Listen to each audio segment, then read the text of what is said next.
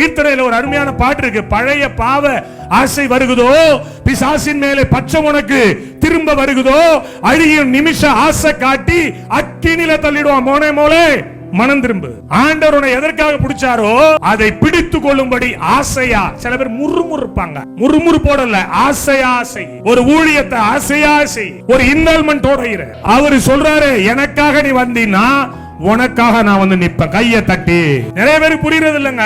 வந்துருவாங்க ஒரு இடத்துல இருந்து கமோட்டாய் வெளியில வந்து தன் இருதயத்தினால் எந்த பாவத்தை விட்டுட்டு வந்தியோ அதை விட்டுரு. அதுக்கு பிறகு அதுக்கு நீ தொடர்ந்து என்ன சொல்ற, கமா போடாத, அதை விட்டுரு.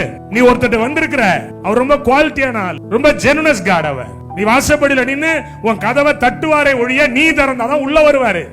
அவரு அப்படி எல்லாம் வந்து நேரா வந்து இறங்கி அதெல்லாம் போயிட்டு காலம் போயிட்டு. அதுக்கு நீ சீசனா இருக்கணும். நீ அறியாத நேரத்துல நடுவில் வரணும்னா நல்லா கவனிக்கணும். தேவன் தெரிந்து கொண்ட மனுஷன்